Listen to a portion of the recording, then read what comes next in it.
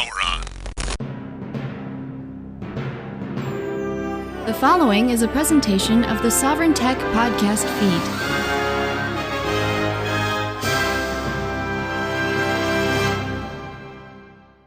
It's TIE Fighter Renegades, a Star Wars podcast. Ooh, the man of tomorrow is here to do something. Well, A, it's something I love to do, but B, it's something I've wanted to do for years and years and years. It is TIE Fighter Renegades, folks, and you know what that means. I am not alone. But not only am I not alone, in fact, we'll get a picture. We'll get more than pictures to commemorate this moment. But I am joined in studio, not via Jitsi, not via Skype. I am joined in studio by none other than Rob Freebeard. Man, whew. Oh, yeah. Live and in living color. That's right. Welcome to New Hampshire. Oh, man.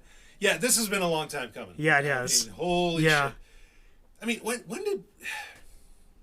was it, 2013, 2014, when not only, I mean, we had talked online at that point, right? Yeah.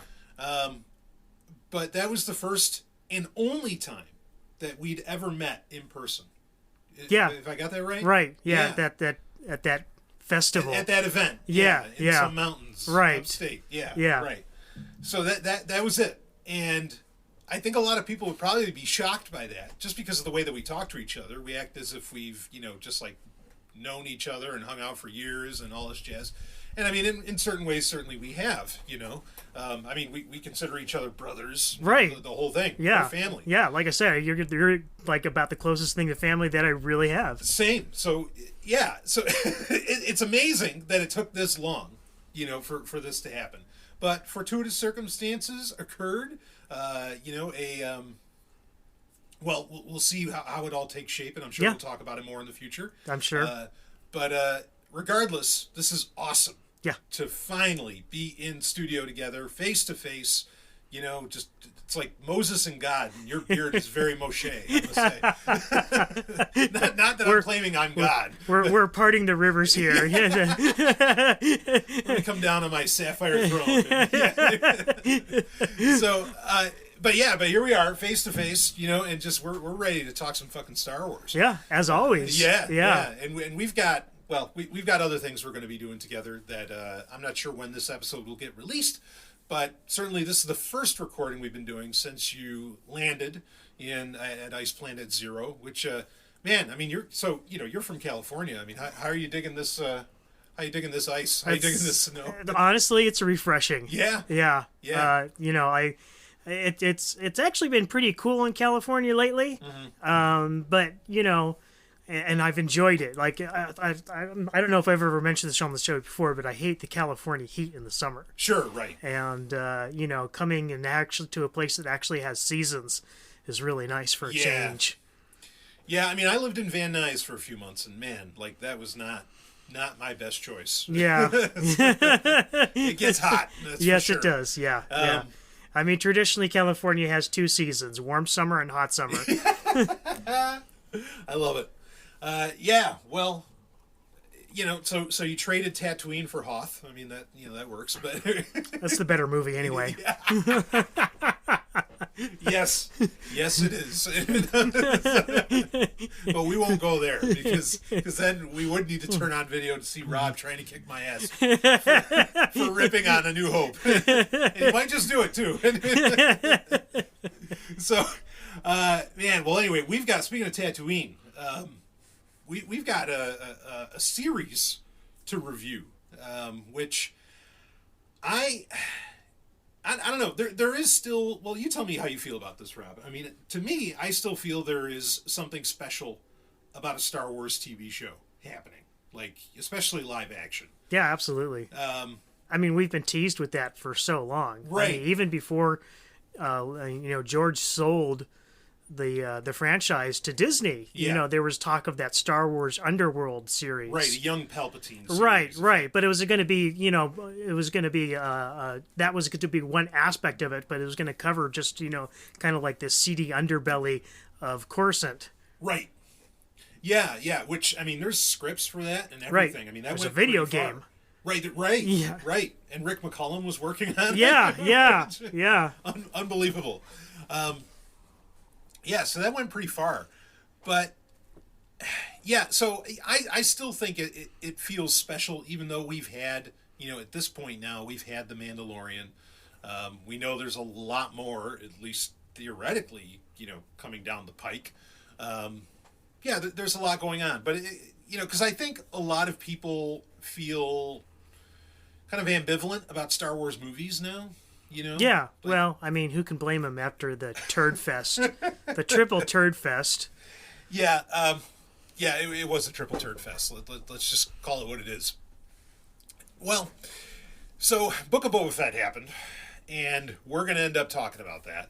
And I think that... So a lot of people are saying, and so spoiler alerts, folks, a lot of people are calling this Mandalorian Season 2.5. How do you feel about that? I to a degree, I think that's fair. Yeah. But it's also, it's Mandalorian 2.5, but also like Luke Skywalker 0.5. Yeah. Well, I mean, and certainly we'll get into that because it's a 7-episode series. And yeah, once we got to, what was it, episode 6, suddenly we get, or maybe it was 5, when we finally got, Luke Skywalker was back. Right. Which was, well, we'll talk about it. We'll get into it. There's a lot to unpack here and a lot to say. Did you? I guess let's get into it because that's what we're here to record on, and we can, and I'm sure we'll wind down other roads as we go along. I mean, I guess we'll just get at the beginning. Like, did you enjoy this series overall? I got to be honest with you. The show in its initial, episodes is not only a slow burn, but it's got some serious pacing issues. So you're saying like first 3-4 episodes? Yeah, absolutely. Yeah. So they start doing, the flashback stuff, which Star Wars traditionally hasn't really done a whole lot of. Yeah, other than like Last Jedi. And right, so this is like leaning heavily into, the flashback trope. Yes. And I think by chopping it up between present Boba Fett and flashbacks to just following Return of the Jedi. It kind of, like I said, it causes some pacing issues. I think they would have been better served by just telling, the past as one story from beginning to end, and then pick up 5 years later. Yeah. Right, because so that's when the show takes place, is 5 years after Return of the Jedi, correct? Right, it's in the same timeline as The Mandalorian. Yes, right, they're running concurrently, which the Ahsoka series will be doing the same thing. Yeah, presumably, yeah. Yeah. The so-called Filoniverse. Right, which would include, Clone Wars, Bad Batch, and, some other things. Yeah, so I agree.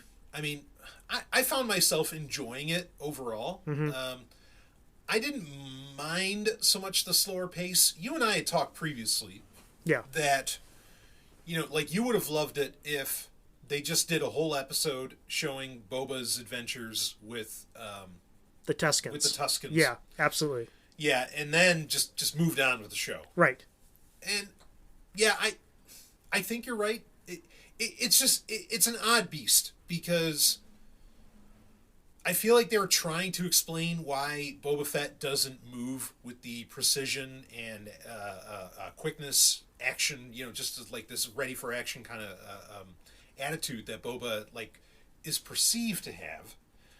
And for it being only, I mean, the other hard part you had to do too was, it's only 5 years after Return of the Jedi.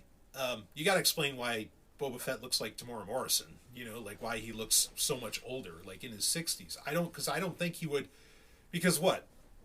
Attack of the Clones, which is hard to believe we're celebrating 25, or what was it, 20 years of Attack of the Clones? Mm-hmm. That's amazing. So, because they did have Tamora Morrison playing Boba Fett, which, great. I think it's always good to have the kind of the original actor in. So, but Attack of the Clones takes place how many years before, or what is it, BBY? How many years before the Battle of Yavin? It's What is it, like 25? yeah. It's so Revenge of the Sith is 19 years before. Yeah. And then, so Attack of the Clones, I mean, maybe 5 years more before that. Right.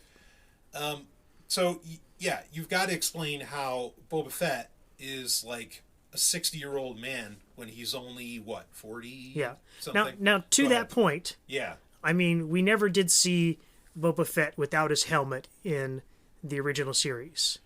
Right. And though they did say in Attack of the Clones that Boba was an unaltered clone of Jango Fett, yeah. What if something got mixed up and he aged a little bit faster than he should have? Oh, yeah. Yeah. Yeah. Well, I felt like the back to tank was their way of trying to explain it. Yeah. But here again, like, and to your first point, explaining why, he's a little bit slower in this, I still think that is better to explain all of that to us up front. Yeah. And by doing the Tusken story. And then we have closure on that and we understand what state he's in at the beginning, 5 years later. And all of that. And it also, it also fully explains, his shift in consciousness too. Yeah. Because he's definitely a different person now. Yes, absolutely.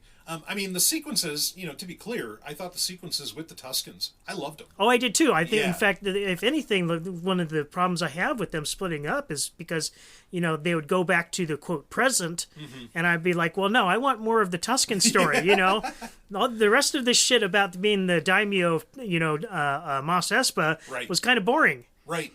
Yeah, no, I like finding out more about the Tuskens, the history of, like, Tatooine, even. I mean, it's very much... I felt like it was a series as much about Tatooine itself as it was about Boba Fett. Yeah, absolutely. If not more so. Yeah. Which is fine with me because Right. that just adds a lot of color to A New Hope. Right. And And here things. again, this was kind of a thing of, I'm sure this is Filoni's influence in picking up on stuff from, the old expanded universe, because that was a huge aspect of the original Knights of the Old Republic game. Is that you went to Tatooine, and there was a whole sequence of missions where you would join a Tusken tribe, Right. and explained a lot of the history of how the tribes came to be and what their oral history was and all that kind of stuff, and so that was a great callback to that kind of stuff. Yeah, well, not only that, they also were. I think Filoni was calling in some legends. Like, I remember in the Dawn of the Jedi, which was not that great. But in the Dawn of the Jedi comic series, they talked about Tatooine being like lush and green. Right, yeah. Like 26,000 years ago. Right. In Star Wars history. And they clearly alluded to that, in this. I still feel like, because the planet got glassed by the, what's the name of those aliens from the Old Republic? Oh, yeah. Shit. Yeah, it's escaping me too. Yeah. By the way, did you pick up Knights of the Old Republic for Switch or anything that released? Yeah, absolutely. Yeah, I was really pleased by that. Yeah, I was kind of disappointed initially because like the on-screen text bubbles were like overly large and kind of obscuring too much of the screen. Yeah. But thankfully they patched that. Yeah. And it looks much better now. Yeah, you know where that sucks? Not to get off topic. But I mean, here, we're in studio, baby. We're gonna Rob and I are hanging out. We're gonna talk about whatever the fuck we want to talk about. Okay? Diablo 2 Resurrected. So Yeah. Did you pick this up for Switch? I did. Now, have you played it yet? Yeah, a little bit. Okay. Now, granted, you have a Switch OLED. Right. Actually, I have two of those fuckers. Which essentially, in 2022, makes you one of the richest people alive. Okay. Well, I'm to be clear, I'm sharing my wealth, so Yeah, that's true. there's a good chance it might end up in Brian's hands before long. Well, yeah. You're the best man. Anyway, no, so,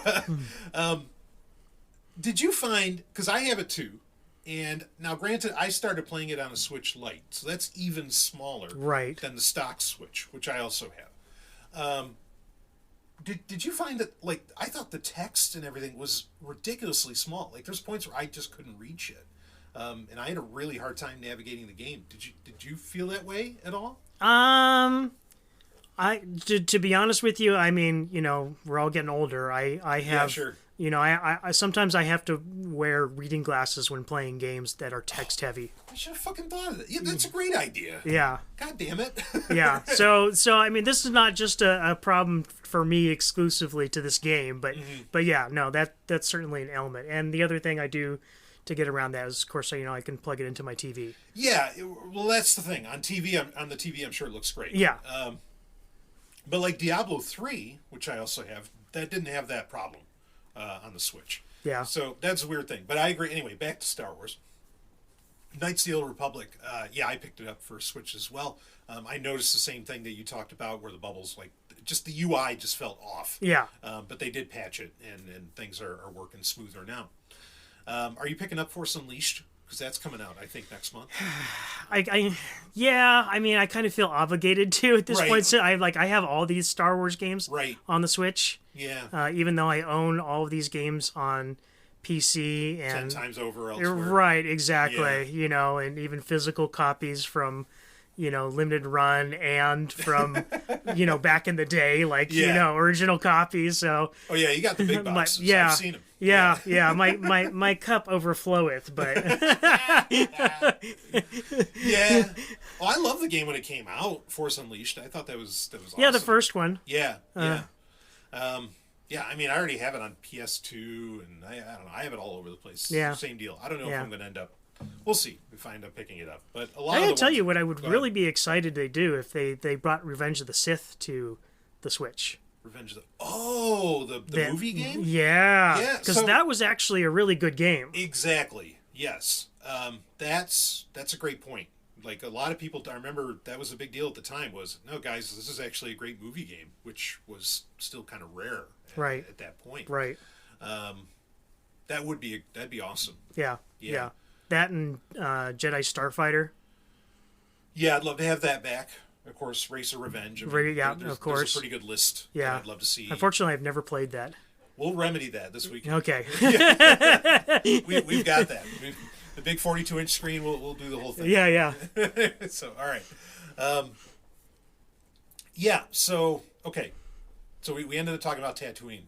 Let's get back to Book of Boba Fett.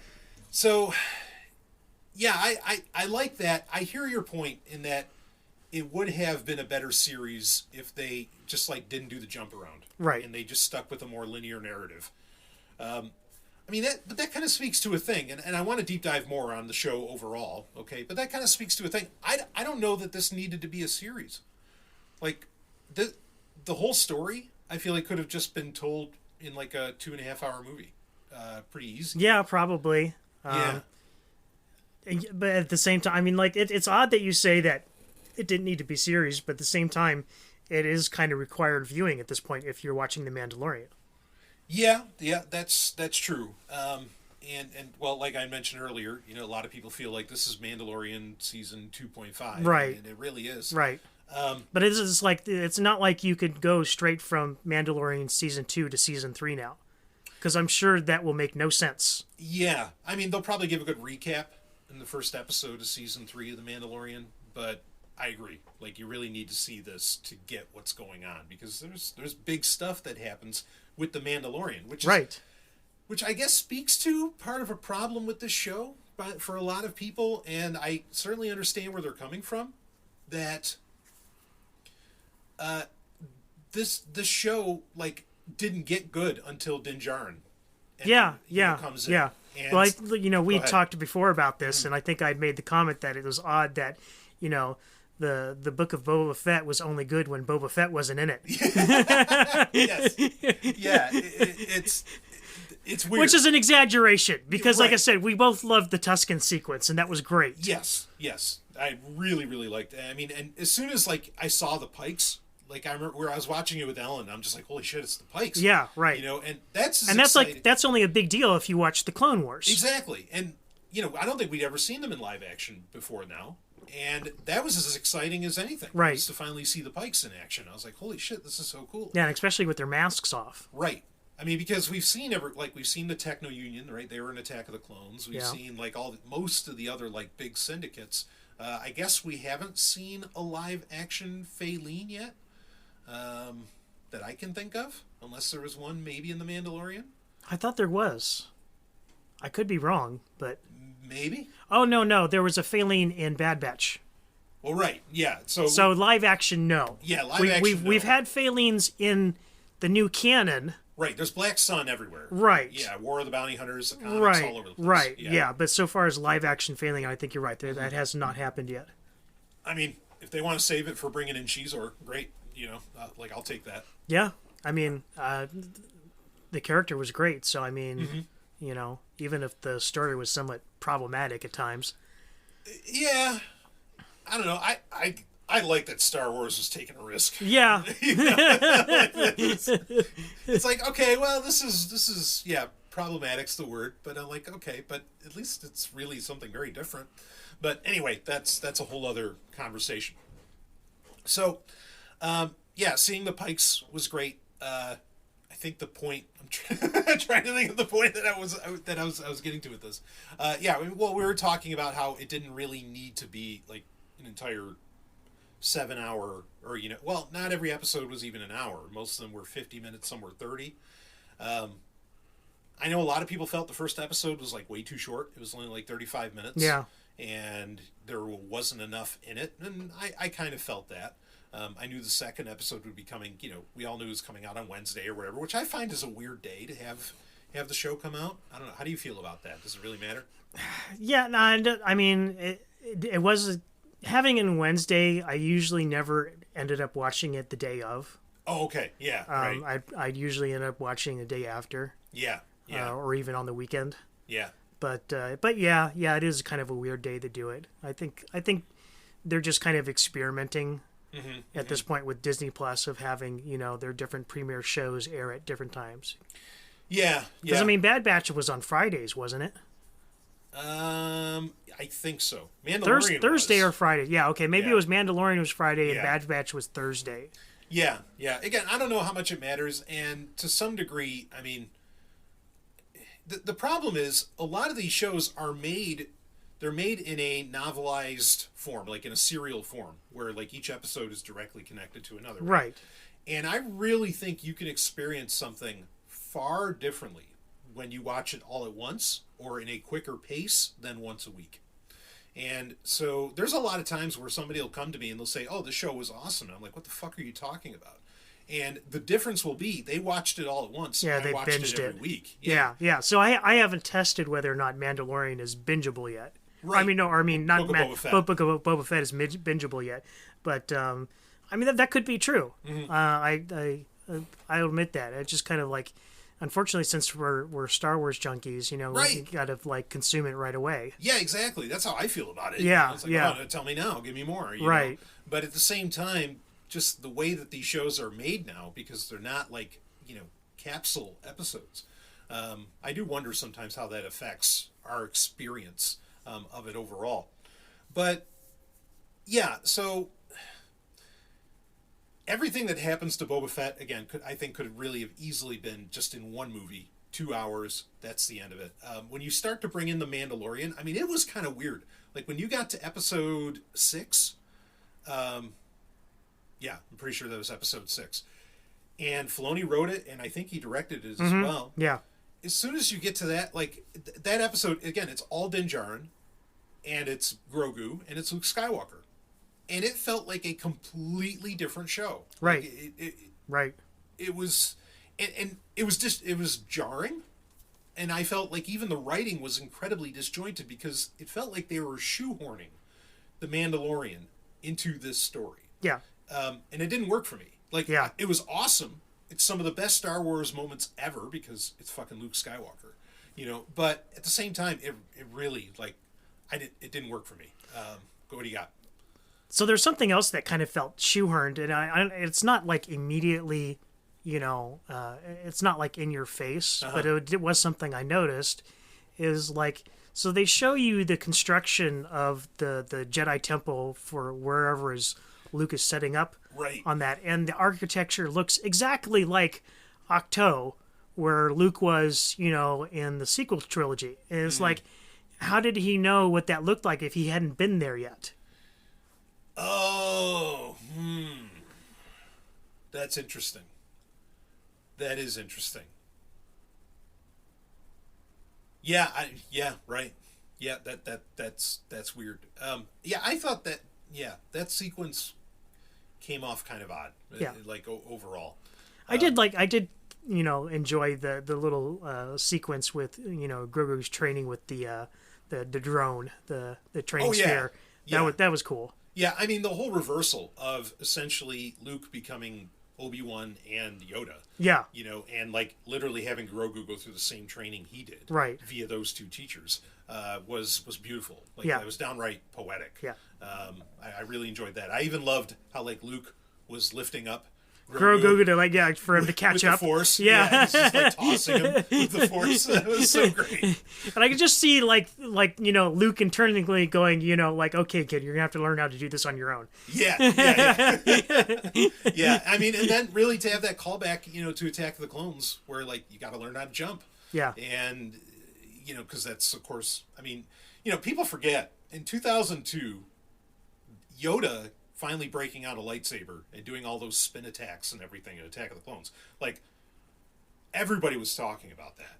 Like, in many ways, it was a whole movie for people. What do you got? Like, even in The Empire Strikes Back, when Luke Skywalker jumps out of the carbon freeze chamber, and, like, Vader's response is impressive. Most impressive. Yeah, I didn't think about that, because that almost makes it like this is this is a Jedi requirement. Right. Yeah. If you pull that off, you're pretty damn good. Right, exactly. Yeah. That's good. I never thought about that. That's fascinating. Yeah, so again, I thought everything with Din Djarin, and we'll certainly break down more of that because there's a lot to talk about in there. But the sequence with Luke Skywalker and all of it, I mean, it was great. Like, I was so happy to see it. But again, this wasn't the show for that. Yeah, no. And it was just strange. Yeah. And for me, I don't know how you feel about this, but like the way they ended that was kind of shitty.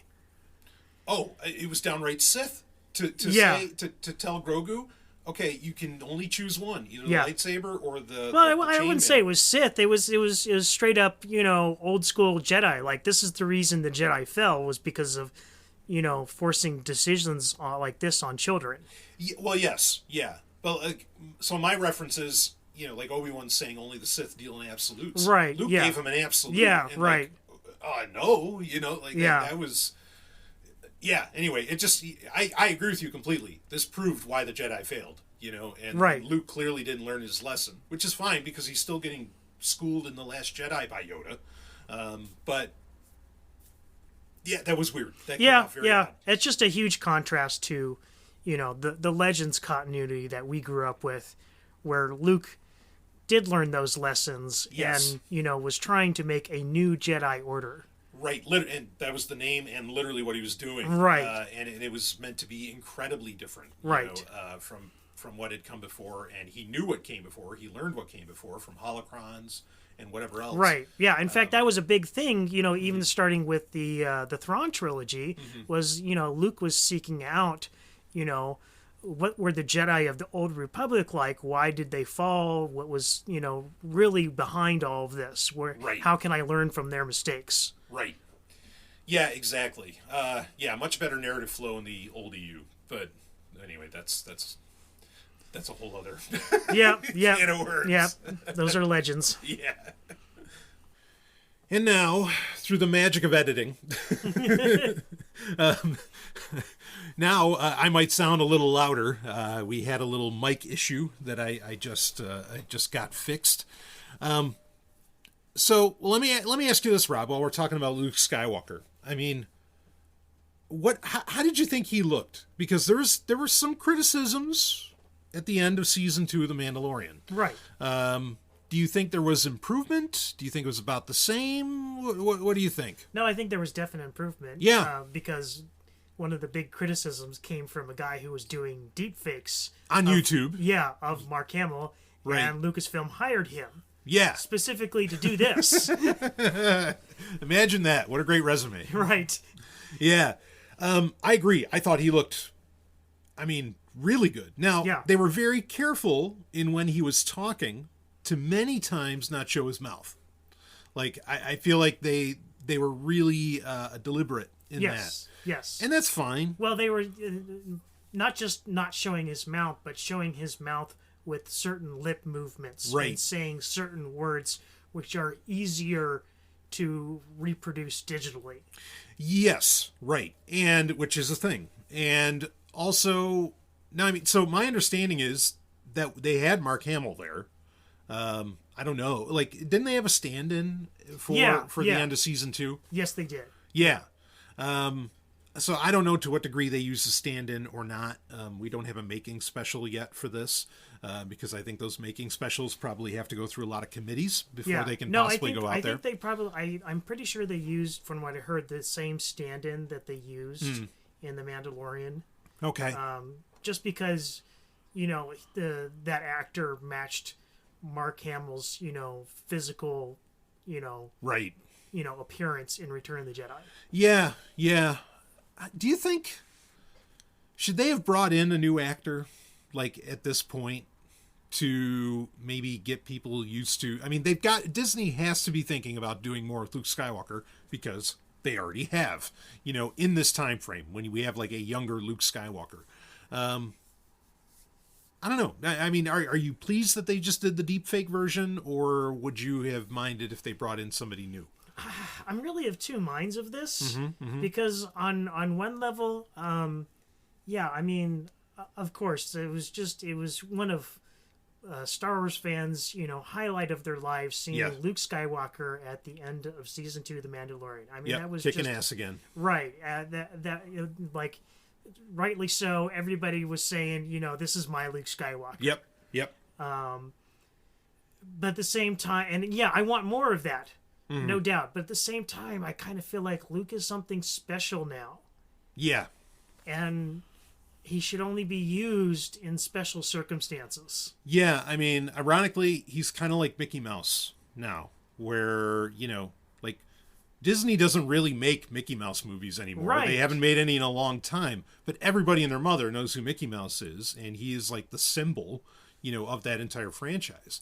I could see the argument that Luke Skywalker has kind of become that. As to where it seems like Darth Vader, which is amazing to me, is used willy-nilly. Like, he's kind of everywhere. Of course, easier to do because he's a suit of armor. Right.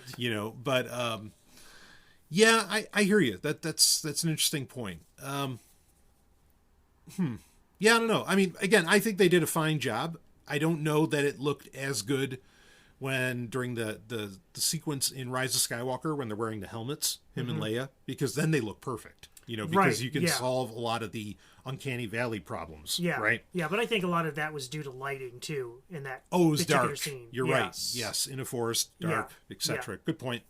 Yeah, well, I thought it worked overall, what they showed in Book of Boba Fett. Yeah. But again, it's another thing, though, that felt terribly disjointed. Like, it just did not fit. It didn't even fit the narrative. Yeah. Like there's no flow here. It really, it felt like a coda or an epilogue or something, I don't know, that you'd put at the end of a resolution of a story in a comic book. Right. It didn't fit. And there's other things I want to talk about, but I just kind of want to get this in, that there's elements to the writing of the show that are great, but it kind of just felt like a collection of scenes, very similar, sadly, to Rise of Skywalker. Yeah, it was a montage. Yeah, it was like a montage, and so, like, I'd never call this great art. No. Yeah. It fails, actually, on a lot of levels. Right. It's wildly incoherent. Yeah, that incoherent is the word. There it is. Yes, it's wildly incoherent. Like, there's just too much stuff in this that, again, there's no flow. But you know what?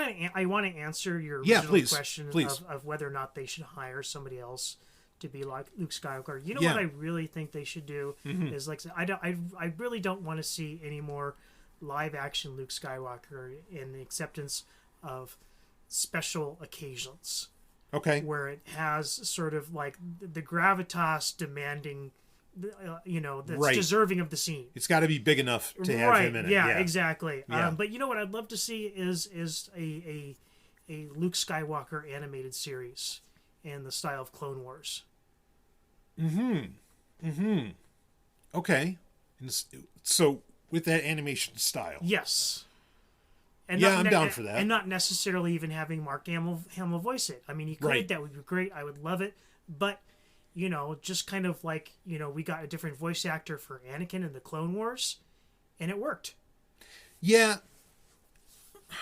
I feel like you got to get somebody that sounds really close to Mark Hamill, though. And the reason I say that, because I agree. Like, in fact, for many of us, and it's no disrespect, at least for me, to Hayden Christensen, like Matt Lanter is fucking Anakin Skywalker. Yeah, well, yeah. like that's life. Yeah. All right, yeah. and we got to live it. And yeah. But see, the thing was, Anakin Skywalker's voice wasn't iconic, as to where I feel like Mark Hamill's voice is iconic. Sure. And I don't know that you can just bring in anybody. No, I wouldn't say just anybody, but I mean, like, I'm tentatively, accepting of the idea of them having like they wanted to do a long running Luke Skywalker animated series, of having somebody else do it. Yeah. Just because Mark Hamill wants to enjoy the rest of his life. Yeah. And he should. Yeah. And I think there are people where it's worked. Because like Luke Skywalker is all over Jedi Academy, the game, Jedi Academy, and the guy who did the voice in there I thought was good. Right. Sounded close enough. Right. Might not be a great actor, but sounded good. So yeah, they could pull this off. I agree. Wasn't it in the intro for the Droids cartoon? Didn't you see Luke in the very beginning of that? Yeah. Yeah. God, that was always the biggest fucking cock tease. Like, like you're gonna watch this cartoon, you see Luke Skywalker in the beginning, you're like, oh my god, here we go, and there's no Luke Skywalker in the damn show. Yeah. In fact, it all takes place like before. If you want a wild tangent, have you watched the? There's a guy doing an animated version of Dark Empire on YouTube. Oh yeah. Oh, or wait, Dark Empire? Or you mean Heir to the Empire? No, Dark Empire. Dark Empire? Yeah. Oh, I saw the Heir to the Empire one. Yeah, that was awesome. Yeah, that was computer, and I'm talking about traditional 2D animation. What? Where is it? It's online? Yeah. Right now? Yes. We gotta pause the show. Wait a minute. No, I'll do it live. I'm gonna look this up. Wait, animated. Oh God, I'm using DuckDuckGo. I'll never find it. No. Animated Dark Empire. No. What? Look at this. Link will be in the show notes, folks. Oh my God. It was done in 2019? Yeah, well, he's still working on it. The first episode is a little like the style of the animation. Yeah. Like he didn't quite have it settled yet, and I think he was almost trying to emulate the animation style from the holiday special, the Boba Fett I cartoon. can see that, yes. Yeah. The subsequent episodes look more like Cam Kennedy's art from the comic book. Oh, okay. Well, there's some cool things here. I'm just skimming through, and like I love the inclusion of like some episode 1 shit, like the battle droids. Like there's battle droid heads here on some of these things. That's cool. Oh man, we're gonna fucking watch this. Well, not right now, but we will. Holy shit. What? Ben, why didn't you tell me? I was saving it. You say it's like I'm gonna be in front of Brian Sovryn, and I'm gonna tell him there's a Dark Empire cartoon. Son of a bitch! This is amazing. Well, my life just got changed, but all right. Actually, great point that you brought up about. Yeah, he does live streams of while he's animating it too. Oh, that's fucking insane! Holy crap! All right. So you brought up the Book of Boba Fett, you brought up Boba Fett's appearance, which is originally his first appearance, which is in the holiday special, where he's riding that dinosaur. It's not like a Ronto, but maybe something like that. And of course, he has that weapon that Din Djarin would end up using, right? The disintegrator. Exactly. So, I thought it was funny, and I don't think most people even recognize this. How many times Boba Fett said in Book of Boba Fett, "I am Boba Fett." Yeah. Which is like almost all that he said in the holiday special. You know? And I was like, well, that's a nice touch. that was clever, you know. It's almost like a kind of James Bond thing too. Yeah. Well, he turned it into that, I think. Yeah. You know, because I think Tamora Morrison, he's got gravitas. Like, again, I feel like he's too old for the role, or at least based on what it's supposed to be. But at the same time, he's good. Yeah, there's been some pretty heavy memeage on that on the internet. Yeah. See, Poor Boba Fett. Yeah, like, yes, I want him to look badass. Yeah, and I get it. It's Boba Fett. He should be like top of his game, in all of this, because you're basically wanting to see like Jango Fett reborn, but yeah, I don't know. What are you gonna do? I don't know. Whatever the logic is behind that. I mean, I can't believe they couldn't CGI that. Like CGI him slimmer, Yeah, but I mean, they had already kind of, sealed their fate when they had him appear in The Mandalorian. Yeah, you're right. Yep, good point. And I guess maybe they didn't realize, how people would react to that. Right.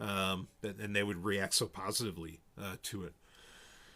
Yeah, it is what it is. I mean, I liked that, like, everybody in it was, like, in their 50s or 60s, And, like, I'm totally cool with that. Just like I love Star Trek 6, and, the entire crew of the Enterprise are, 60 and up, but they're still kicking ass. Right.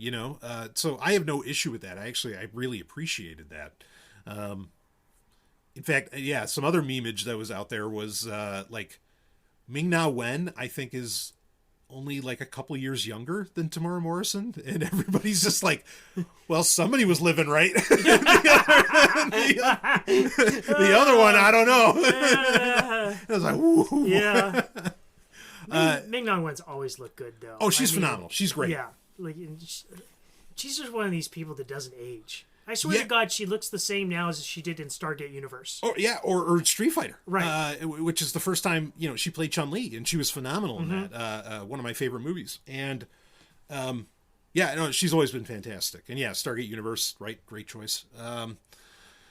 That's weird, but anyway, that's something we got to see was Fennec Shand getting repaired. We got to see how that relationship started, right? Which I thought I still feel like that's a bit of a quick turn. Like, it's weird that she's played up as such a badass, such a, like, amoral character in Mandalorian season 1, and then suddenly she's, like, kowtowing to Boba Fett. It just, I don't know. Something about that never really felt right to me. Yeah. But it works. It's a good relationship. I mean, maybe there's something going on there. I mean... maybe she's got designs?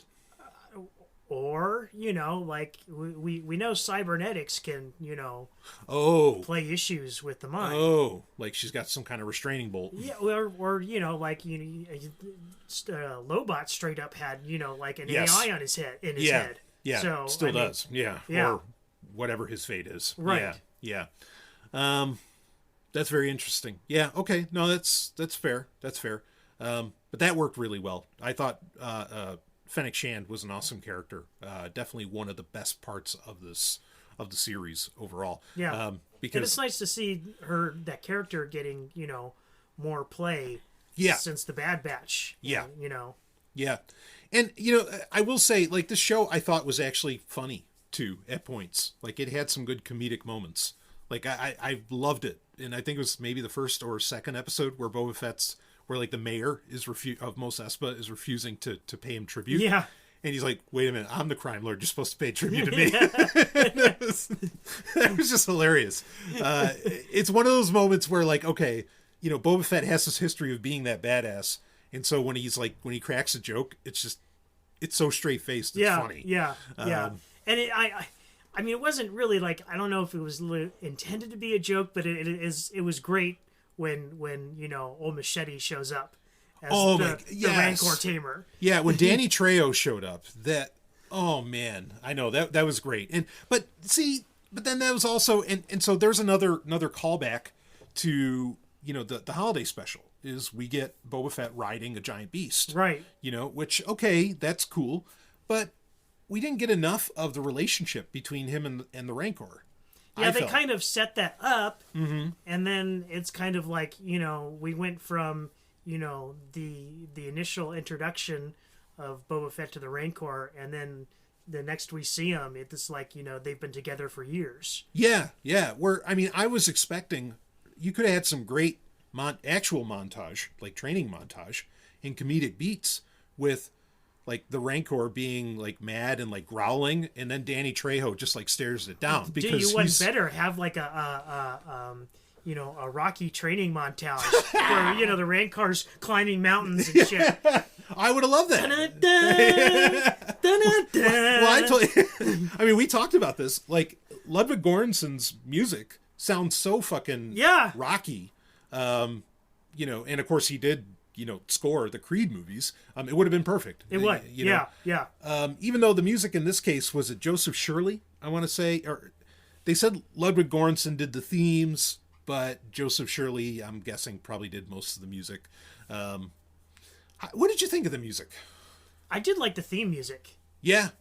Like the like I always stuck around for the end credits, not just for the great art, but like just that theme music. Yeah, it was cool. I didn't think anything hit other than the theme. I didn't think anything hit as well as the soundtrack for The Mandalorian, which is eminently hummable. Yeah. Yeah. But no, the theme was like, it's almost like Skyrim levels of, kind of the chanting sort of. Yeah. Yeah, it felt very tribal. Like, and it fit the more you learned of Boba Fett, the more it fit. And then, even like in the last episode, they do where they're actually saying his name. And even, kind of fits in with Tamara Morrison himself because he's Maori. Right. Yeah, exactly. Yeah. That was a nice touch. Like, I like the theme. The rest of it, and I've listened back to the soundtracks. I don't know. They just didn't really do anything for me. But I do get annoyed by this. It's a totally separate subject, but I like this seems to be incredibly popular where now you have a lot of composers where like you have a named composer that will like do the theme and then someone else is just doing the rest. And I think you get very touch and go, or it's touch and go whether or not that's going to ultimately work well. Yeah. Well, we're going to have to get used to it for the time being because apparently John Williams is scoring the theme for the Obi-Wan show. Yeah, so you were telling me about this. Like, he said he was done. Yeah. Like Rise of Skywalker was the end of it. And he did the theme for Galaxy's Edge before that, but that was it. Yeah, but then Mark Hamill also said he was done playing Skywalker that's too. A good point. So, it's all the comic book industry. Yeah, Disney has gobs and gobs of money to throw at these people, so, Yeah, I mean, and look, to be fair, like, and before people call me out on this, like, I know, like, John Williams himself, he may have written the music. He hasn't composed his own music in forever. Like, maybe he's done, like, a guest composing, for, like, the camera. But he has other guys, like Will, well, anyway, I can't think of his name at the moment. But he has whole other people that usually do the composing for him. So, like, the actual direction. Right. I don't know. It's just... I hate slapping... Conducting, thank you. Yes, the conducting. Composing is the writing. Conducting is the performing. Exactly. Yeah. So, I don't know. I would just be happy to, like, look, stop relying upon the names and just bring in the fucking, like, take a chance with some new, like... Well, I mean, you'd have some consistency then, too. Yeah. Like, they finally let Kevin Kiner, do some original music for, like, Rebels. Yeah. And it was some of the best. Oh, like, right, yeah. The Lasat theme was amazing. Not only that, is, like, the music they did for the last couple episodes of the Clone Wars was just... some of the most unique and phenomenal stuff I had ever heard in a Star Wars show. Yeah. Yeah, well, I mean, now he's somebody that was kind of groomed. Like, he did... So the first time Kevin Kiner, who really I think is like the main... I consider him the main Star Wars composer. I'm surprised Giacchino did not take that over, Michael Giacchino. But he does did a lot of other stuff. Yeah, he's a busy boy. Yeah. But so Kevin Kiner, first time I saw him or heard him was he did the soundtrack for Wing Commander, the movie. David Arnold did the... that's a deep cut from a long time ago. Oh, yeah. But you know how much I love that film. I know. So, but in fact, Ellen watched it with me, and I think she said like 9 out of 10. She loved it too, which I was more than happy about. Yeah. Anyway. Did you tell her that was Kanan Jarrus? Oh, yeah. Well, she was amazed at some of the people in this. She goes, "Holy shit!" Yeah. Anyway, I love that movie. People should watch that. It plays far better today than it did in '98. Yeah. Or '99, whatever year that was.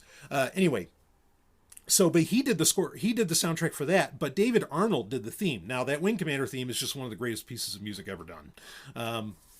So I guess. Like in that case, I was glad that it happened because he got a great theme out of it, and Kevin Kiner kind of got his feet wet, But I don't know. I want the great composers back, and I don't think we don't really have replacements for John Williams. Like John Williams should be able to stop. He should be done, and there should be somebody fucking great where we can count on them, and you don't have to worry about selling it on John Williams' name.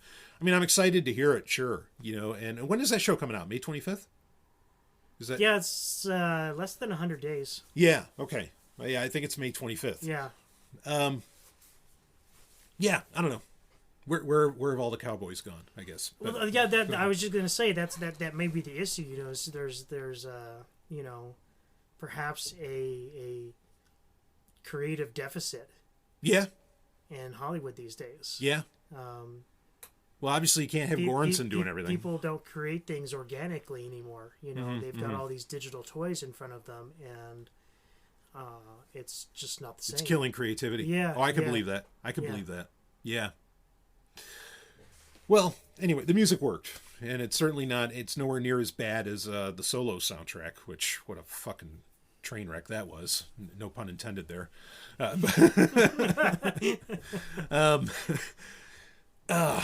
All right, so do you got anything more you want to say on that, or we can kind of backtrack? Yeah. So let's backtrack a bit on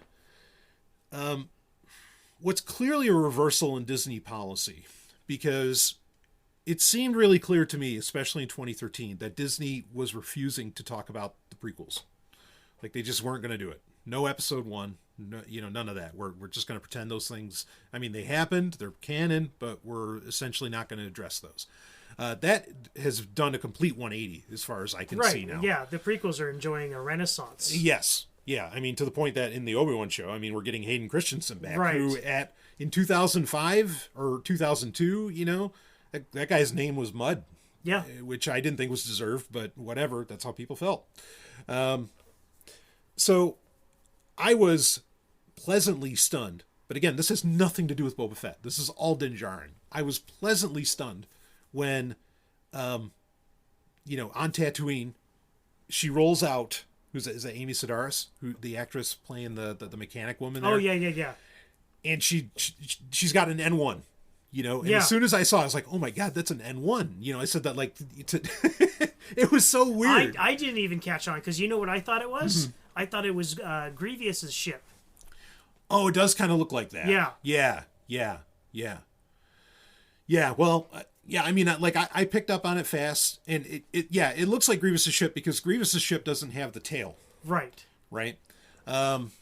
Which this didn't have the tail either. In fact, I thought it was like a nice bit of interior technicality, consistency of like when the New Republic guys are flying next to Din Djarin when he's doing the test flight for the N1, which was a great sequence, by the way. In fact, I'm pretty sure they flew through the exact same rock canyon that Anakin did in his pod racer. Yes. Yeah, it was exact. Yeah. They were on that track. Down to the womp rats you could see on the ground. Yeah, it was amazing. That was great. But like he says to them, he says, "Oh, I think my transmitter's broken." Or he said his transmitter wasn't installed yet. Yeah. That's what he said. Now, he could have just been being, cute and coy in saying that. But actually, the tail that N1 is missing, if you read the original guides, was a transmitter. That's what the whole tail was. And it was a transmitter so that you could remotely control the N1 starfighters, from the Royal Palace on Naboo. Right.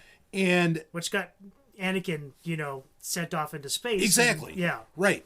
And so I was like, oh, that's great. Like, as soon as they said that, I was like, holy shit. I mean, and I know all this just because I thought the N1 was gorgeous. Like, in fact, we've done episodes of TIE Fighter Renegades where we, listed off our favorite ships and all this stuff. And N1 was very high on my list. Yeah. Yeah, it's like a really classic, 1950s era car. Yeah, right. It has that, and like the chrome and everything. And even that, see, now that's another thing that I thought was really, really brilliant. Because we get this whole sequence. Again, this has nothing to do with Boba Fett. Go figure. But we get this whole sequence with Din Djarin seemingly getting trained, with the Darksaber, and almost being groomed to be like the new leader of Mandalore. Did you feel that with episode 6? Yeah, I mean, I felt like they were already setting that up at the end of season 2 of The Mandalorian. Right, that there would be a conflict between him and Bo-Katan. Right. Yeah. And we get some more, of that fleshed out of other Mandalorians' opinions on Bo-Katan. Right. And what she did. Right. That, like, especially the armorer thought she was like a rogue. And she's no good. Yeah, right. Yeah, which was interesting. The armorer was badass in this. I thought that was great. She's always badass. Yeah, she is. No, you're totally right. It's such a cool character. Instantaneous panache whenever she shows up. Yeah. Which is a hard character to pull off, but she does it. But I loved how, like, his ship that he gets is a Royal Naboo starfighter, and it's all chrome that Din Djarin ends up getting. Right. Which, the reason that the N1s, which normally have the yellow and the chrome was symbolic of you worked for the royal, the royal guard. Like, you worked for royalty on Naboo. And so I wondered, and Filoni would know this, he's smarter than me even, I'm sure. I wonder if the idea of making the whole thing chrome was, like a subtle hint that he's going to become royalty, or that he is royalty. Okay, yeah. Because like, and they could take it beyond Naboo, okay, like that it could be a galactic like symbol almost. Yeah, I had a different interpretation, but that works too. I just thought it would, like, because it isn't the kind of highly polished chrome that you see. That's in true. The prequels. It's more of like the kind of chrome that you see the Mandalorian wearing in his Beskar armor. Right. It's kind of like a gunmetal almost chrome. Yeah, but you see, that was the armor too. Like, now the armor that Din Djarin's wearing, which is very polished, I think at this point.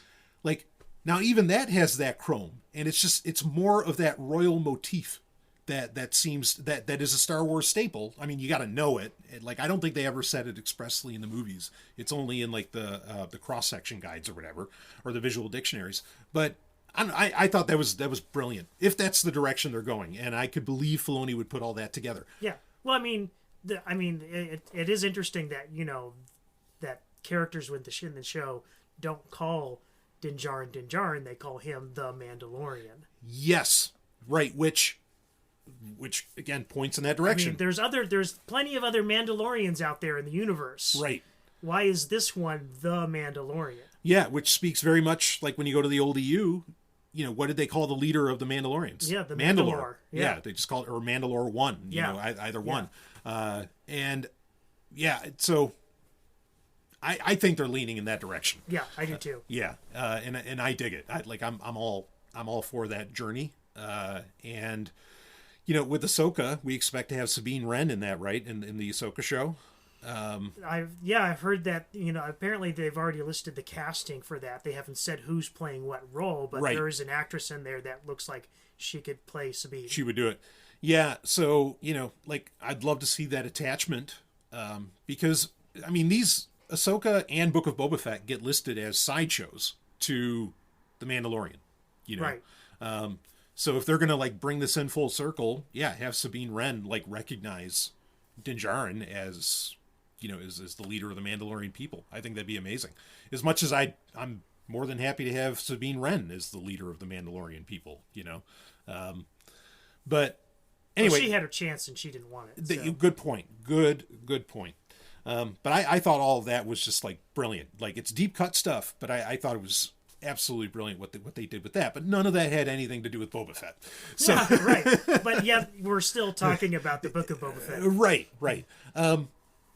But it is amazing how much Episode 1 is in this show. How many references to prequel stuff is in this show. Not just the pit droids, not just Mos Espa, which is where all this shit is happening, which I thought was great to have Mos Espa back and get a fuller look at it. Right. It's an amazing city to see.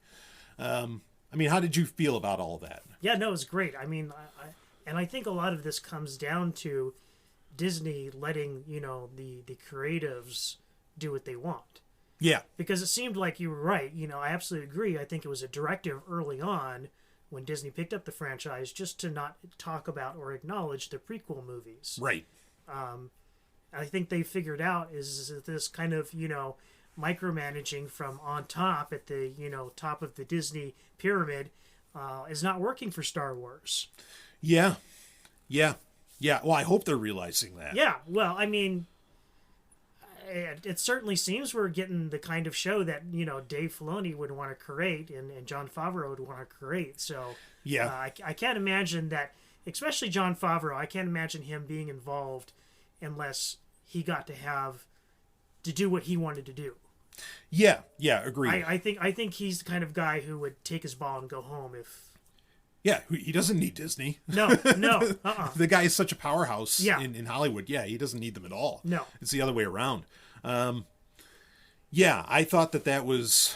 Yeah, that... I agree with you. I really, really, really hope that that's what's going on.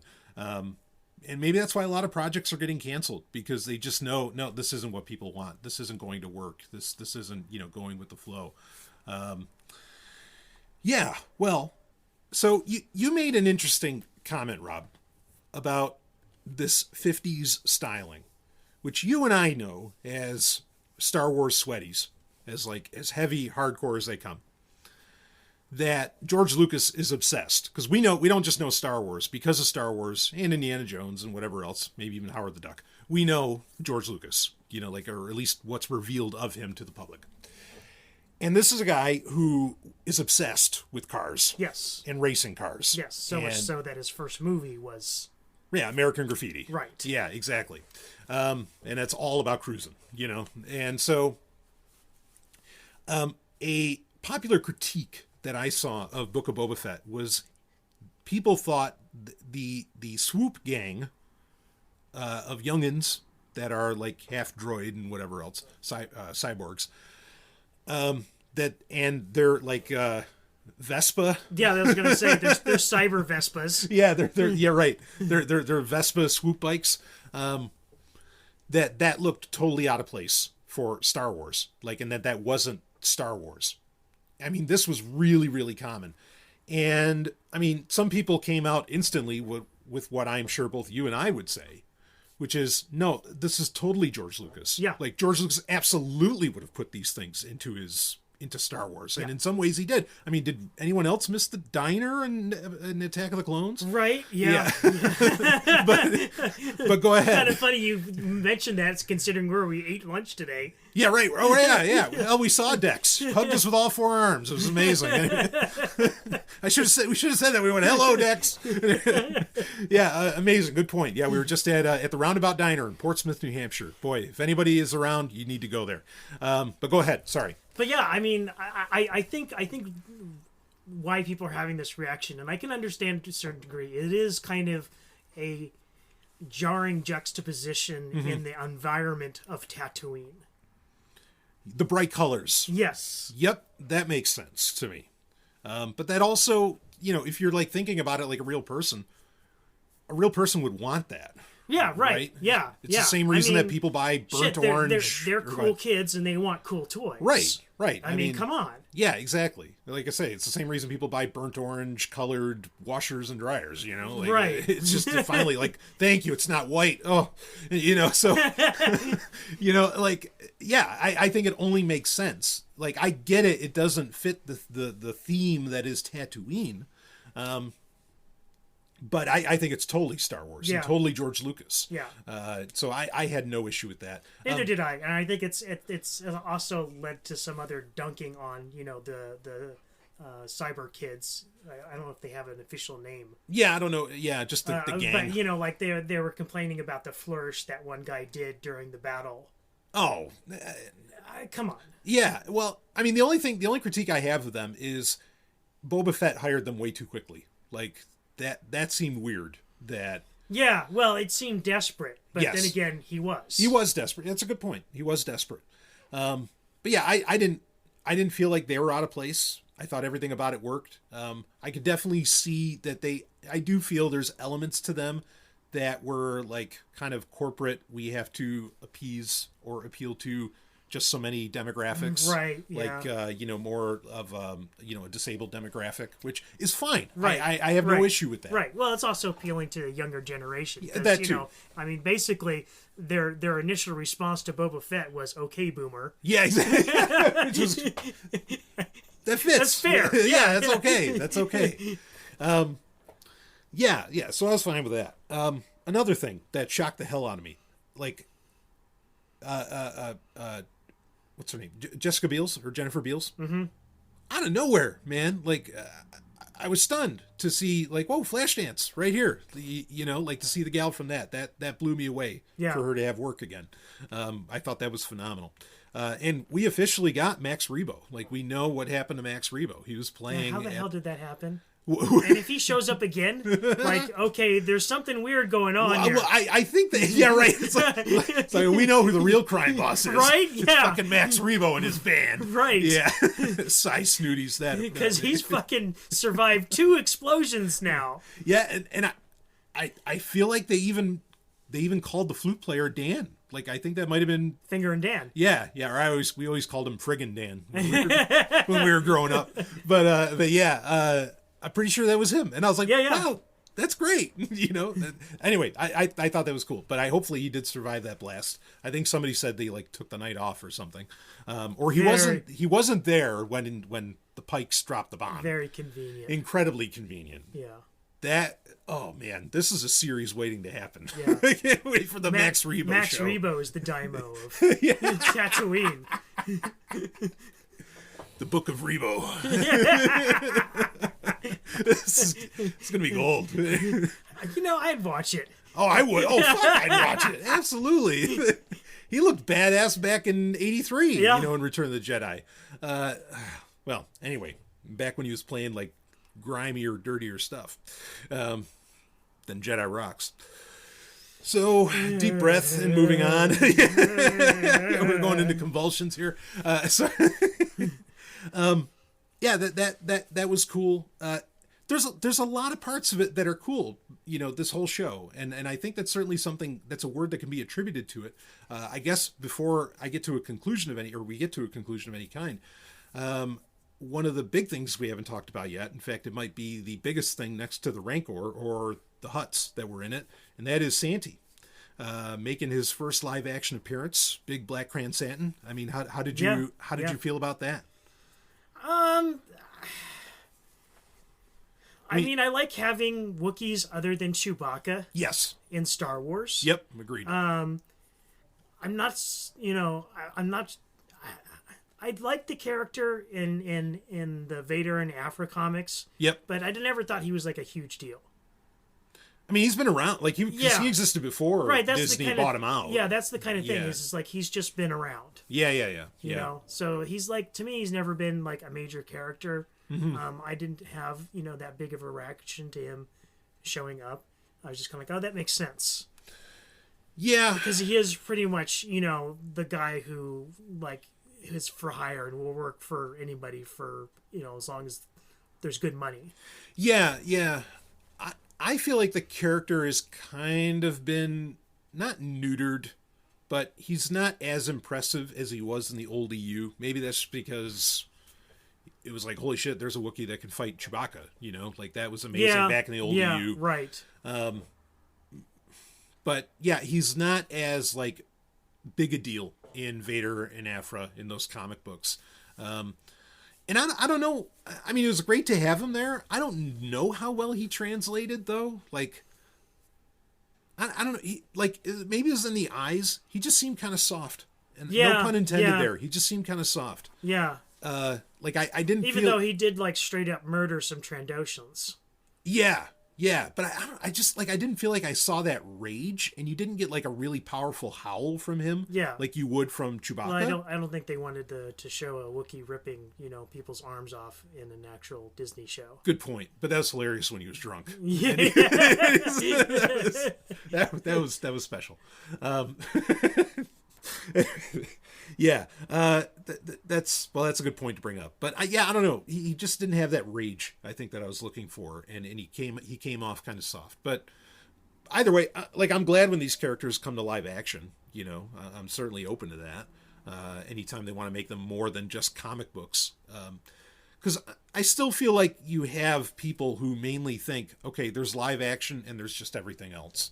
And everything else, it doesn't really happen until it's in live action, which I think is crazy, but I know that there are people that think that way and have thought that way in Star Wars, at least forever. Yeah, it comes down to a question of whether it's necessary.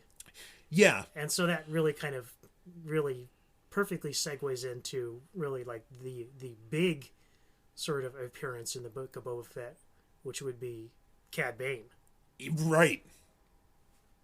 Wow. I mean, this is a character who, I don't know about you, but I've been wondering about for some time now. What happened? What happened to him? Yeah. Because we got allusions to him existing in Rebels because Sabine Wren would, paint, graffiti art of, her other bounty hunters that she supposedly knew, and Cad Bane was one of them. Right. Yeah. How do you think they handled Cad Bane? Admittedly, it was a bit of a mixed bag. I kind of wish that. Here again, spoiler, folks. Sorry, but this is our show. We don't hold back. I think it was not the right decision to kill him off. Agreed. Even though I thought it kind of looked like they had an out to have him still alive. Do you think so? I think so. I'm trying to remember exactly how he died, but when I watched it, I was... Boba Fett took his Tusken, gaffy stick on the pointy end and shoved it right in his chest. Yeah. But there was something about that when I watched it. I'd have to look at it again where I thought, like, maybe he's not done yet. But maybe. Anyway, Back to Tanks can do apparently amazing things, especially what happened with the Marshal. Unless God, what's his species name? The Doros? The Doros, yeah. Unless they've got like 2 hearts or something. I don't see how you come back from that. Well, we don't know a whole lot about the Doros. Right. Boy, I wish we did know a lot. I always loved how, like, in the old EU, they said the Doros were the ones that that invented hyperdrive.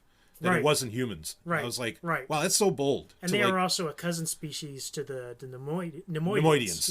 Yeah, that was really cool. Well, anyway, maybe. So, okay, yeah, no, I agree. It was a failing to kill him. I'm with you on that. I thought there was something that just didn't translate right. Yes. To the look, and maybe it was his teeth. I don't know. There was something that did not translate right. Well, like in okay, so the way I'm choosing to look at this is that the animated shows, features get exaggerated. Yes. So in the Clone Wars animation, Cad Bane's mouth sat much lower on his face. Yeah, and it had a more protruding jaw. Exactly. Yes. Yep. And that doesn't come across in live action. Yeah. It just looks like somebody with no nose. Yes, you're right. Because he did have the pointy teeth. Yes, he did. I just feel like he never really, like, I don't know, they just weren't as pronounced or whatever it was in Clone Wars. But maybe I'm misremembering it. Because the other thing I'm remembering too, though, is this isn't the first time we've seen a live action Doros. Like in A New Hope. Well, I mean, they're the very there. first movie, right? Right, on Tatooine. But we don't see them talking really. No, right. And maybe that's part of what's making it seem odd. Right. Is that, like, okay, I have a very good memory of live action Doros, a couple of them actually, right? And they don't really look like that, right? So I mean, the question comes down to, and I've heard people say this, is well, why didn't they just CGI that to make him look more like he did in the Clone Wars? And I'm like, do you really like, with all the criticisms there have been of CGI in Star Wars and the way we kind of get this uncanny valley shit? Yeah. Do you really want them CGIing everything as as that being what they turn to every single time? Yeah, I hear that. I wonder. I didn't even see who the actor was that played him. I'm like, was it Doug Jones? Like, that would have been a good choice. Yeah. But no, I don't think it was. Okay, well, yeah. I mean, like, I bought it, and the reveal was great because if you know, you know, and all you saw was the brim of his hat, Right. basically, like in this haze in the desert, and you're just like, oh my god, it's Cad Bane, you Yeah, know, and yeah, and like when it happens, it's just like, you know, the title of the episode, you know, in comes a stranger, or in walks a stranger, becomes immediately, you know, obvious. Like at the beginning of the episode, I'm like, okay, what does that mean exactly? Right. And then like you go, oh yeah, why didn't I think of that? Yeah, yeah. Well, and then and it does. This leads to something that I'm of two minds on, because you have resolution to a very old argument between Boba Fett and Cad Bane, you Right? know, and like this is, or an old grudge, I should say. Yeah, yeah. Something we were supposed to get more of if the Clone Wars continued. And you had more of Boba Fett's backstory. Yes, yeah, yeah, in exactly. fact, there are animatics of the episode where Boba Fett and a young Boba Fett and Cad Bane have a duel. Right. And that's in fact where Boba Fett gets the dent on his helmet. Right. And, of course, how Boba Fett gets the reputation of being the greatest bounty hunter in the galaxy. Why? Because he beat Cad Bane. Exactly, right. You know, you got to be the man, you got to beat the man. And that's what happened. But 90% of the people watching this show have no idea about that. Like they just do not know that, like, how big of a deal that fight was. Yeah, and that's, I mean, right, that's a deep cut of deep cuts. Yes. Because, you're right, you have to really dig in to what's going on behind the scenes of Star Wars to know anything about that. Yeah, and you only get, like, other than Cad Bane calling him a boy, and Boba saying, I'm not the boy that you trained, you know, and all this, like, those are all the lines you get. Now, I get it in A New Hope. That's all you got between Obi-Wan and Darth Vader in 1977. You know, when last we met, you know, I was but the learner, now I am the master, you know, and like that was enough. But that's because we'd never seen anything like that before in 1977, and you couldn't have history. But there is history here, and I get where people are frustrated, where people complain that you have to watch or consume so much Star Wars to understand the gravity of what's happening here. And that's a problem. I understand where people are coming from about that. I get the problem that people don't get it. Like, what's the big fucking deal when they don't know? And most people aren't going to go to find out either, unless they're going to read something on Screen Rant, which, for fuck's sake, don't do that. But what I think was a missed opportunity was, well, you're already doing flashbacks in this fucking series. Give us some flashbacks. Yeah, yeah. You know, and I mean, that's a really missed opportunity. Right, right. To even, like, I mean, they didn't waste time showing more of Daniel Logan, you know, and some even shots that we never had before. That's clearly deleted footage from Attack of the Clones. Right. You know, I don't know why they didn't go there. I would have gone there. Yeah. Or even while he's in the Bacta tank earlier on. Yeah. I guess that would have killed the shocking reveal, but I don't know. Yeah, I mean, well, I mean, I completely agree with you that that was a missed opportunity. I think they could have very easily cast a teenager-aged person to play Boba Fett. Yeah. So that you had somebody in between the young boy Boba Fett and, you know, the older Boba Fett. Right. And the even older Boba Fett. Yeah. Yeah, know? Exactly. Yeah, yeah. I think that would have made a lot of sense. And even, like, you know, like, they could have easily just, you know, taken the significant beats from that planned episode of, you know, the Clone Wars and made it into the show. Right. Yeah. Yeah. And but doing it the way they did, yeah, it kind of seems like fan service. Yeah, and it's just more of that disjointing. Yeah. That disjointed or that incoherence. Yeah. Right. And there's sometimes where that you know, that allusions to something greater is really works. You know, like you were talking about within New Hope, and you know, there's also the example of, you know, in the early episodes of the first season of the Mandalorian, where, you know, the Ugnaught character is training, you know, the Mandalorian to ride those beasts. Oh, the Mythosaur. And he's like saying, you can't do this. What are you talking? Your people rode the great Mythosaur. Right. Wait, what's that? You know? Yeah. Exactly. And that kind of stuff works, but I think when it works better when there's no context. Yeah. It works, right, and that's the problem, is we have a ton of context for this. Yeah, or at least the sweaties like us do. Yeah, right, but like you're setting it up as a big battle. Like this is a central point of conflict and climax for the show, you can't just run off of out of context statements. You know, like you can't do I've said in the past, this is one of Star Wars' great powers, is Star Wars, like somebody can just say like some flippant statement and you can't help but wonder, wait, what's Obi-Wan talking about when he says that? You know, like even in episode 3, when he says to Anakin, it's like, oh, and that business on Kata Nemodia, that doesn't count. That doesn't count. Yeah. It's one of the funniest lines in the movie. It's great. And now you're kind of know what happened with Kata Nemodia, but, you have no idea what he's talking about. And it makes the universe richer because there's more that happened. Yeah. Okay. But because that life is going on while we're not looking at the characters. Right. But the thing is that business on Kata Nemodia was not a central crux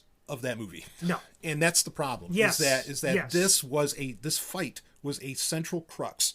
And like Boba Fett was proving something here, and most people watching it had no fucking idea. Right. And so, yeah, again, this adds to that. This is not a great work of art. This is not well put together. This was not well done. Wildly incoherent. Yeah, it's wildly incoherent. It's great. There are great Star Wars moments in it, but I mean, that's really my final review of it. Like, there's great scenes here. There's great moments here, but as a show, like, objectively, it kind of stinks. Yeah. I love it at the same time, but it stinks. Yeah. And so it's just like Rise of Skywalker. There's elements to Rise of Skywalker, believe it or not, I actually love, that I really like. But the show is just like you said, the movie was a montage. This show is just a montage. Okay, so we're comparing apples to oranges to a certain degree here. Yeah, that's fair. Well, no, I haven't even asked my question yet. Okay, let me ask my question. So, this may be a little bit unfair to ask, but I'm going to do it anyway. Yeah. What ranks higher in your opinion, The Book of Boba Fett or A New Hope?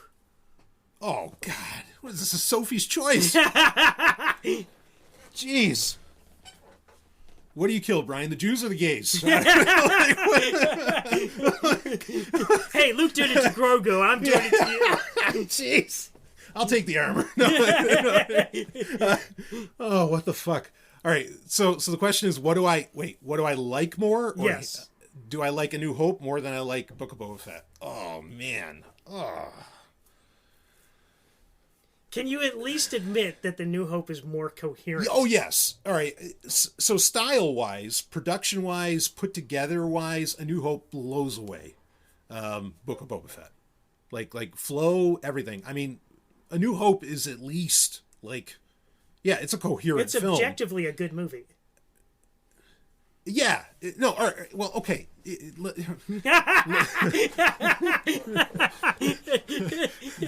As my arms go across the desk to grab Rob's neck. Why, you little... Oh, man. No, I just force choke. I mean, no. Find your lack of faith disturbing. Whoa, there we go. All right, yeah. I know. The Sith got to be into erotic asphyxiation, right? Of course. Yeah, of course. Anyway. Okay, so let me explain. They're force pulling hair from across the room. I know. What was Anakin doing with that peach on Naboo? And moving it around with the Force across the table. I'm like, I know what you're doing, buddy. Yeah, what's going underneath the table? Yeah, what's happening under... Yeah, exactly. That's what I said. Give me a break. Oh, man. Oh, stories I could tell. All right, all right, back to what you're... Okay, so A New Hope is better than 99% of movies ever made. Okay, A New Hope only... I just want to make sure my position is clear. A New Hope only sucks in comparison to other Star Wars movies. To other movies... Yeah, but that's what I'm doing here. Yeah, right. I mean, you're suggesting that the Book of Boba Fett would have worked better of a movie. Do you think that movie would have been better than A New Hope? I don't... see, though, if it was tighter, maybe. Mm-hmm. Because if we didn't get into that disjointed shit with Din Djarin and all that, right. It actually might have been a great movie. But I hear what you're saying. But yeah, no, A New Hope is way better than Book of Boba Fett. This is Disney would have to work really hard to make a less impressive show.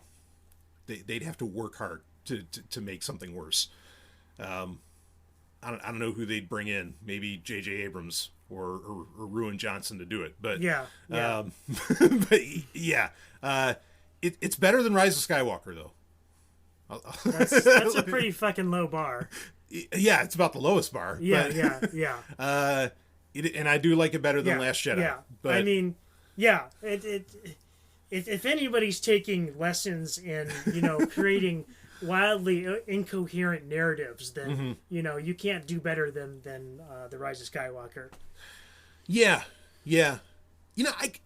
Talking about it though, like I feel like in thinking about it, this plays kind of like episodes of Clone Wars, because especially the first 2 seasons of Clone Wars, none of those episodes are related at all. In fact, that show they're is out of sequence. Right, they're not even chronological. Yeah, we don't get a chronology until like season 3 or 4. So now I'm starting to wonder if like Filoni was testing the waters with that style of storytelling, and that might have been intentional. Yeah, for it to be like that. The disjointedness is his style, not bad writing or bad production, bad editing. I'm just guessing. I don't know, because because and I didn't realize it until I was talking to you, which happens with a lot of things. So, but maybe anyway. Well, what do you got? I mean, give me your rounded out thoughts on the show, like overall. I wouldn't call it a success. Right. But I'm not going to say that it's terrible either. Yeah. Like I said, we both said, the wildly incoherent is really kind of like the best words to describe it. The moments that it's lucid are really good. Yeah. Oh, I think Episode 6 is one of the best hours of Star Wars ever. Yeah. In this series. Yeah. Yeah. But so far as, it all coming together, and it's to me, it's a shame that this is now required watching now too. If you're going to be following The Mandalorian. Yeah. I think in a way, this kind of drags The Mandalorian down. Yes, it kills its very tight pacing, which The Mandalorian did have previously. You're right. Yeah. I'd be curious to hear how much Filoni was involved with this as compared to, I just lost his name. Jon Favreau. Favreau. Yeah. I'd be curious to hear if this was like Filoni was given far more free reign on this with less Favreau involved. I don't know. See, I thought it was the other way around. Maybe. You could be right. Yeah, you could be because you look in the credits and Favreau's name pops up long before Filoni's name does, and it's kind of like a producer behind Kathleen Kennedy. Right. So, maybe. Yeah, I don't know, but yeah, Yeah, I'm trying to think of just the quippy way of saying it, but I think what you said, wildly incoherent, is just the way to talk about the show. But again, I still loved it. In so many ways. I'm not saying it's bad Star Wars. I mean, even there's so many deep things in it too, even more than what we even got to. Like when he's making his gaffy stick, that whole scene of this half of a hull of a starship or an engine or something. That's a Ralph McQuarrie painting. Yeah. It's the original painting of the Tusken Raiders. That whole dream sequence was amazing. Yeah. In fact, I thought that was to me, that was one of the highlights of the show. Yeah. I just here again, I think that would have worked so much better as part of a more tightly knit linear narrative. Yeah. I also want to I think we're close to recording for an hour and a half, so which is fine. I guess I want to bring up quick too that something I don't know if a lot of people really caught, but I definitely saw it. The amount of Egyptian style and symbols involved in this show was incredible, almost to the point of being what the fuck. Right down to Boba Fett sleeping in a sarcophagus, that being the bacta tank. Right. But you and I have seen Tatooine for 40 years, and Tatooine did not have a lot of that, like the artwork and the glyphs, hieroglyphs and everything, and petroglyphs and everything that are all over the place. Not only did I feel like the Egyptian stuff was like beating you over the head, and that's fine. Star Wars borrows from cultures like daimyo that's Japanese, which is fine because Japan, samurai stylings have influenced Star Wars forever. And Boba Fett is essentially the king of the underworld. Right, exactly. Yes. So that's always kind of been there. So that fits. But they were going for Boba Fett being very much he's very much a Moses. Right down to... Yeah, well... I mean, like what was really over the head was when they stopped the Pike train and the Tuskens bashed the side of the train and water pours out. Just like when Moses took his rod... beat the rock and the water comes pouring out because and of course he was betraying God in doing so, but regardless, like that was really there, I felt like. And and of course Moses was brought up by the Egyptians and all, like they were playing with some of these very old themes in the show, and that's fine and interesting, but again, like the show overall, like we were saying, wasn't necessarily as well executed that I don't know. It felt kind of wasted, and I'm just curious, like what their thinking was, and even doing that. And I don't know if they'll ever admit it, But again, the Egyptian stuff was very, very over the top.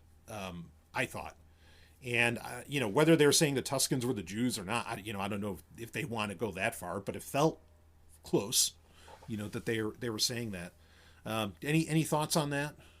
Yeah, no, that's interesting. I mean, oddly enough, I didn't catch that. And it didn't occur to me until you started talking about it. Yeah, it's there, and it's just kind of weird, and like especially the sarcophagus thing, I thought was a little over the. Yeah, I mean, I definitely see the Osiris connection. Yeah, more sure. So than the Moses, because this is definitely a story about Boba Fett, coming back from the dead, right, and assuming kingship of the underworld. Yeah, exactly. Yeah. That there's a lot there. There's a lot of symbolism there if you look for it. I will say the last thing, I was really expecting the Tuskens to come in and save the day. On the last episode. They planted that seed. I think that was a intentional misdirection. Yeah, maybe that's something for season 2, because I mean we did get an end scene with the Marshal, right? Who we thought was dead is in a back to tank, right? How did you feel about that? I don't get the point. I think. I mean, I guess they're setting him up to be the king of Tatooine, but I think they're setting it up for the Marshal to actually become, a rival to Boba Fett. I don't think he's going to take being, turned into a cyborg lightly or be grateful at all. That's interesting. That's very interesting. Yeah, I mean, I thought the Marshal character was a really cool inclusion originally in The Mandalorian, because it played off of this, from Tales of Mos Eisley, it played off from this like original history that would even become apocryphal before Episode 2, or before Attack of the Clones, that he was this journeyman protector who was like a lawman on this other planet or whatever, and I felt like the Marshal kind of like played into, because he was wearing Boba Fett's armor, he played into where that part of the legend could come in. Of him being this journeyman protector. And I thought that was cool. Yeah, I mean, I think that's totally valid to consider that's where they're going to go. I think they're setting up a revenge arc. So I don't know if we've gotten confirmation that there's going to be a season 2. No, which is odd considering the other series that are getting confirmation of a season 2 that haven't even aired yet, and that have been in production far longer than even The Mandalorian. Exactly. Yeah, isn't that interesting? Right. That being Andor, the Cassian Andor show. Yeah. And that's almost, when you say it like that, it sounds like a talk show. Yeah, the Cassian Andor show. Today we're having on K2SO. Wow, be like Andy and Conan O'Brien there or whatever. Yeah. Jeez. Yeah, that's so strange that they already said there's going to be a season 2, and I wonder what the fuck, what is taking so long with that show? Don't tell me COVID like that. No way. Because you're already cranking out all this other shit. You've had 2.5 seasons of The Mandalorian, and those shows were announced at the same time. I'm baffled by this. Yeah. I don't know. I don't know what the fuck their plan is with this. Disney's no stranger to troubled productions, especially when it comes to Star Wars. That's the fucking truth. I'm still wondering if they're trying to find a way, and you can't. Like, when you read all of the books and all of the comic books, and I'm not telling anybody to do this, because don't. Save yourself. Yeah. Just go. Run. Leave me. All right. Unless it was published by Dark Horse, then you might be okay. Yeah, you might be all right. Yeah, yeah. But like they are such a hard-on. I hate to put it that way. I don't want to put it that way. They are so crazy about Jyn Erso. Like, they will mention her any fucking time they can. Disney. It's nuts. She didn't do that much. Like, I like the character fine. I liked her better before we got the version of Rogue One that we got even. But I don't get it. And so part of me is wondering if they're trying to figure out how can we get Jyn Erso into the show. You know? And I hope not, because that would make no sense. I agree. You'd have to essentially, it wouldn't be the Andor show. You'd have to do like two different shows. Yeah. You know, it doesn't click. And also, look, we're 5 years later. I don't think you're going to, most of the badass, quote unquote, badass shit that Jyn Erso did, she was like 13. She was a teenager. Yeah. If you read Rebel Rising. So I don't know. I don't understand what's taking so long with the show. I mean, fuck, we're going to get the Obi-Wan show. May 25th. Right. How long has that been in production? And 2 months. That thing's had troubled production too. I mean, it's supposed to be a movie first. And then they threw out the script. Yeah. And started over. Yeah. Yeah. So I don't know. Anyway, I have no idea what's going on here. Yeah. It's very strange. Because Disney. That's all I can say. Yeah, unless somehow it's because of Alan Tudyk, or Tudyk, is that his name? Tudyk, yeah. Because he's doing that Resident Alien show, I think, for the Sci-Fi Channel, which is based off of. I actually like the comic book, but I mean, essentially, it's just a voice acting job. Right, you think he could do that in his sleep? Right, and probably does. That weirdo, but Anyway, who knows? But Book of Boba Fett.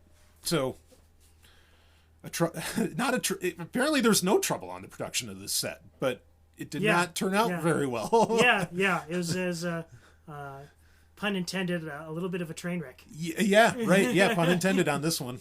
Right in the middle of the desert, right in the Dune Sea, there was a train wreck. Man, they can't stop ripping on Dune either. Like that's a whole other subject we could get into. But they are pounding so hard on that sand. We're just keeping the puns going, folks. I think that means we need to wrap up. The worm will turn. Yeah. Oh, I was kind of hoping to see another Krayt Dragon. Yeah. Well, you did. Oh well. Well, it wasn't. It was the same Krayt Dragon, but it was right. Not alive. Right. Okay. All right. I know we got to wrap this up real quick. The other thing that impressed me with this, and I liked this a lot, the amount of Mortal Kombat references in this was amazing. Like Goro, like that was totally, the beast that Boba Fett kills for a little kid. It was totally Goro. Yeah. That's right. And then, I'd almost forgotten about that. Yeah. That was totally Goro. And then the guys who we talked about, you and I, even before the show aired, started, we were like the guys that were working for the Pikes, the Nightcrawlers. Right. Yes. They looked like the Nightcrawlers, and they looked like the guys from G.I. Joe. Right. But other people were saying, wow, they look like Lin Kuei. They look like Lin Kuei out of Mortal Kombat, like Sub-Zero or Scorpion or something like that. I kind of disagree, but whatever. No, I thought it fit. Like I got it. It's just what they were saying. The purple colors and the 3-piece metal chest plate. Yeah. Just it looked like the Night Creeper. Night Creeper. Sorry, Night Creeper. That's right. Yeah, it looked like Night Creeper leader. Yeah. I agree with you. Yeah. We talked about this, and it was amazing because I don't know anybody else on the planet who would remember the Night Creepers. And you brought it up unprompted. I didn't bring it up. You brought it up. And then I ended up... it didn't even occur to you until I brought it up. Yeah, no. But then I started regaling you with, one of my favorite episodes of G.I. Joe when Night Creeper leader thinks he's the Pharaoh. Right. And tries to marry Lady J. Which anyway, there's some little more Egyptian stuff. But...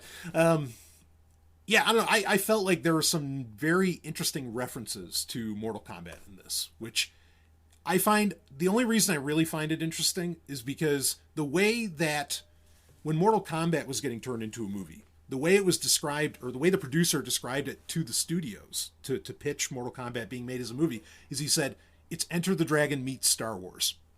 And I'm like, that's perfect. That's exactly what Mortal Kombat is. Like, that's actually a great elevator pitch. Mm-hmm. And so it's amazing now for Mortal Kombat to be in Star Wars. I thought that was a really nice touch. Yeah. So that was cool to have Goro in there. Anyway, all right, really unless you have anything you want to add on that, we can end off with that nugget. Finish him. Yeah, finish. Yeah. Woo! There it is. Friendship again. Yeah, before anybody gets a babality here, I guess we should wrap this baby up. So it just doesn't stop, man. What are you gonna do if you live here? There's just gonna be references and puns everywhere, you know. Oh, I love it, man. Anyway, it's great to have you in studio, brother. Like, this is the best. Long overdue. Yeah, and we've got other stuff coming up. We got Patreon content that's going to have you as well as Ellen on the show. That's going to be exciting. And who knows what else we're going to cook up while you're around. Right on. And we'll figure something out. So anyway, I guess just quickly, how are you feeling about Star Wars right now? If you, it's complicated. A deep sigh. It's complicated. It's complicated. I love her, but she's mean to me sometimes. But she beats me when I come home, and she's had too much to drink. Oh, dude. Yeah, I know, right? Yeah. It's like It's just context, folks. I mean, this comes off an earlier conversation where Brian asked me if I was still reading the comics. And I was like, no, fuck no. That's a very interesting analogy, because you can't hit her back. It's not right. Yeah, that's right. Yeah. She's Star Wars, man. Yeah, exactly. She's a lady. You don't do that. I hear you. Anyway, I totally hear you. I feel the same way. Like, it's just something you just can't let go. You know, so, but I do feel like I'm being dragged. Like, I'm not running with it. I'm being dragged, and that sucks. But who knows? Obi-Wan could be fucking amazing. I certainly hope so. Yeah. Deborah Chow's got the right stuff. We know that. Yes, she does. Yeah. That episode that she did of The Mandalorian was top notch. Yeah, right. I mean, she proved her chops and hit the ground running. Yeah. I'm curious how involved Filoni is with that. And even if he's not, like, I'm actually optimistic either way, because if he's not, all right, then we might get some really interesting flavor from Deborah Chow. If he is, then great. Somebody who really knows Star Wars is really going to make sure it's in there. Yeah. I'm good either way. But that's kind of our main thing. Do you feel like that's the main thing to look forward to? Yeah, for the moment. Yeah. I agree. All right. Well, so that's how we're feeling about Star Wars. With a terrible analogy that none of us mean. Okay. No. Obviously, we're incredibly nice guys. Anyway, you might be a nice guy. I'm just kind. Ask my neighbors about me being a nice guy. Anyway, no. All right. Well, we'll wrap this one up, and more of Rob and I to come. I guarantee you that, and so much more. We'll see all of you on the other side.